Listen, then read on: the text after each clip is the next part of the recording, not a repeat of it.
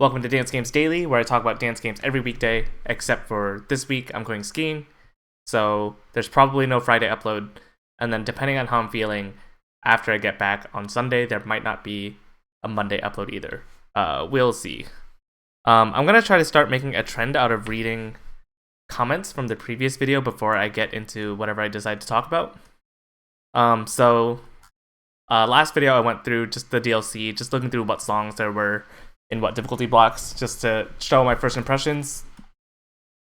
This is like super funny. There's a chart in there called Alone, which is charted actually by Maxstorm. And I had Maxstorm sent me that chart quite a while ago. And then by the time like I saw like maybe Omid play it or someone else play it, I saw like a V2 and a V3 and like I don't know how many revisions this chart went through, but I guess it turns out that Ludi found out that the BPM on the song was 150.016, which for electronic music is like, you know, most of the time they end up on integer values. So to end up with a decimal, not only that, but a decimal that's, you know, in the thousandths, like that's pretty, that's pretty absurd. So I'm impressed that you guys found that discrepancy in the first place. Zane says he quoted me about how late I was recording as evidenced by someone screen sharing, and yeah is just like a Discord server for some friends that I made back when I still interacted with people on Score Hero. Not as much anymore, but I guess they only screen shared late at night, so it was just kind of like he just knew I was up late from that alone. Thank you Sab and Maxstorm for the kind words on the dance game content. And then this is what I'm going to look into today, actually. Rafflecopter Designer says, I haven't played any of the charts in the DLC yet, but from the sound of it, I'd be interested to learn more about the Bleep Bloop song in the Tens folder. If you do analyze it, I'd be interested in the exploration of the ideas of a timeless tech chart in light of an always evolving charting meta, or if that isn't really the case, why the chart has survived so long as tournament worthy. Yeah, so for the video today, I'm actually just gonna look at that chart. My confession is that I actually haven't played this chart, despite it being in Storm 2016, which is a tournament that I went to. The thing is, like, dude, when I went to Storm 16, I was not that good. So you're someone who's not super good. You have this pack of like anywhere from, I don't even know how many songs it was, like 60, 80, maybe 100 songs. I don't know if it ever got that big back in the day. But, you know, I'm just playing whatever makes me feel good and whatever gets me good scores. And I listened to this song preview, and, you know, it doesn't get me hype. You know, you listen to Interstellar Travel, you listen to like Arcology on Permafrost, like those songs get you hype. Silly Video Game Bleep Bloops, like, doesn't get me hype. So we'll take a look at this. You did mention something along the lines of like interested in the exploration of a timeless tech chart. I don't know how old the chart has to be before it's considered timeless, but maybe the word I would say is maybe it's aged well. So we'll take a look at it. I'll sight read this. I'll sight read this with you guys right now. So let's take a look.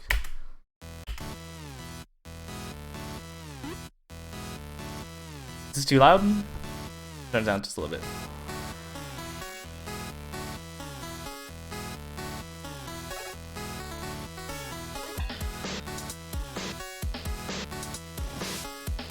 Groovy, okay, I like it.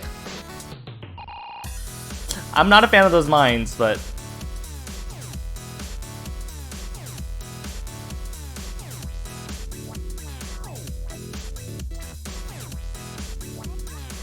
okay, I see. Okay, I respect those mines. Okay, this chart is C moddable, so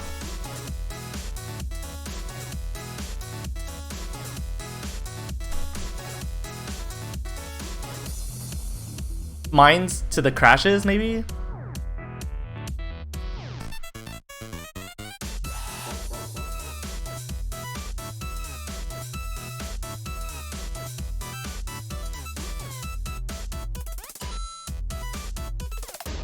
Ooh, okay. That swing That swing is different from the swing from earlier. I'm really not into these mines on the jumps. It really clutters your eyes.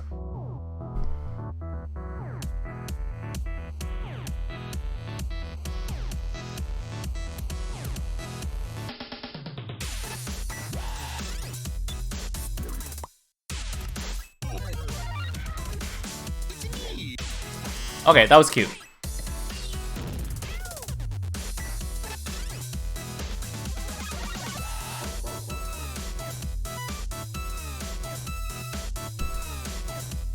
This song's pretty groovy, actually. I kind of mess with this. Look at the boom. That's a little corny. Okay, let's take a look back at this. I think on a first glance, I think the reason that this chart ages well is because it's very rhythmic focused. The thing is, like, our charting meta has kind of gone through phases where, like, you know, foot switches were really popular, and now, like, and then there was a period where, like, brackets were really popular, and now, like, you know, watatsumis or have you, and, like, they kind of, like, go through these phases. And sometimes within those phases, they almost get overused. There's definitely some charts that I'm kind of sick of in terms of how they overuse a certain tech. And don't ask me to name specific ones because I don't know them at the top of my head. But I could definitely ask someone else who's more knowledgeable than me, and they could kind of point those things out. But like this one is like super rhythmically focused, right? I don't even know if I saw a single crossover. There were definitely no brackets that I knew of. And that's just, you know, like very fundamental 4-panel, very fundamental like dance game play, right? There's nothing fancy you have to know about how to play other than how to comfortably move about the pad and how to time, you know, good rhythms. I think those reasons alone make it, I don't know if timeless is the right word still, but you know, as long as the rhythms were charted accurately and the patterning is, you know, somewhat comfortable and, you know, consistent, then yeah, it'll survive a good amount of time. It'll definitely survive more than, you know, some charts that maybe tried to force tech in because they were trying to like stay relevant. I'll take a look at it again. I'll probably stop along the way if there's things that are noteworthy.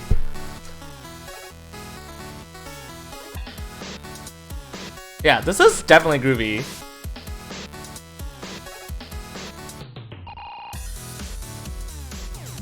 Yeah, so they're using 24ths here for swing.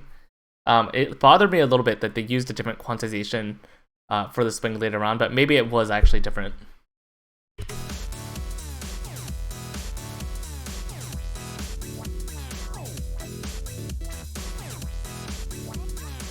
Yeah, those mines are going to the whoop whoop.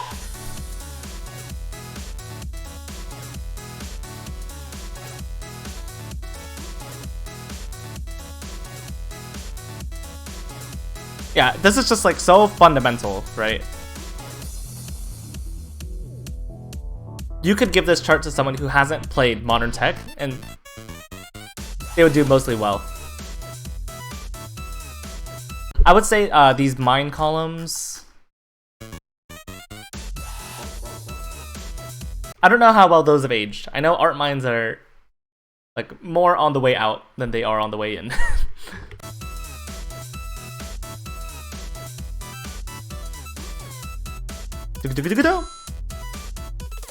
Yeah, like this run was kind of like mono-directional. You're facing right like the whole time. Whereas that one was more centered. Yeah, here's like the different swing quantization. Like I don't actually know.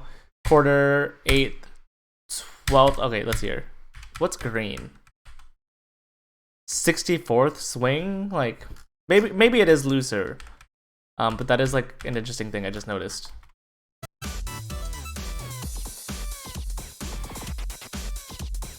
Yeah, same with like this section here. You know, like the idea of kind of like the rhythmic fundamentals of switching between 16th notes to 24th notes, no matter what the flavor of the week is in terms of what tech is popular, you know, whether it's side switches, waratsumi, brackets, center tech, like whatever have you, like those rhythmic fundamentals are never gonna go away, no matter how we decide to express those ideas. So, like I said, that's just another thing that kind of makes this age well. They're not over fluffing anything. It's purely rhythmic focused.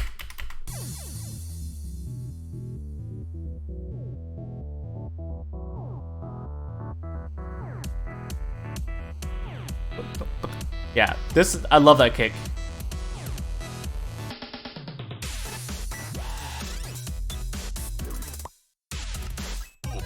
Yeah, same with these little like bursts, swing into 16ths. Longer 24th into the longer 16ths. Yeah, like these mines, I don't know, man. I can't even tell. There's so much noise going on. I can't even tell what those mines are going to. I think it's probably the 1-up sound. Yeah. Like, I guess I respect it, but I personally wouldn't have put them in there. Woo! The long swing fourth.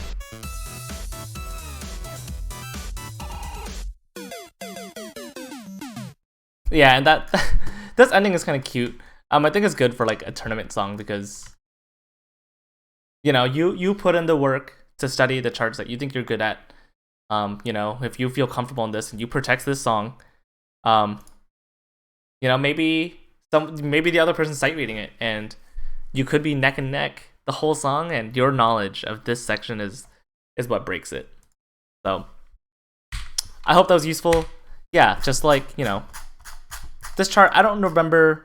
So this chart is at minimum 5 years old. If it was in the tournament pack, there's a chance that this song had already been out for a year or longer. So at minimum 5 years old. If someone knows how old this chart actually is, let me know. But yeah, man, just those rhythmic fundamentals that'll get you. Pretty much any other chart that doesn't have a lot of fluff like this will generally age pretty well. I think Dalmatian Station is also pretty old. Dalmatian Station was also, that was actually the qualifier, one of the qualifiers for Storm 16 as well. So that chart is also at least 5 years old. I think that chart aged really well. Also, not a lot of tech. Just here, there were some crossovers here and there, but it really just made you demonstrate good, solid fundamentals on timing and rhythmic interpretation. I think I was already trying to close this video, but yeah.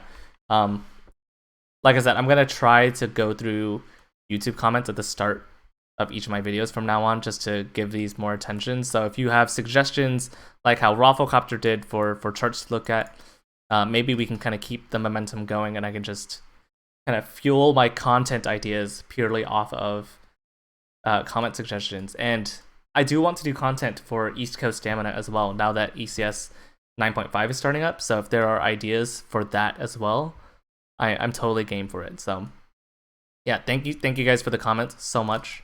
Like I said, I won't have a video on Friday and potentially not on Monday. So at the latest, see you guys Tuesday. Otherwise, I'll catch you guys next week.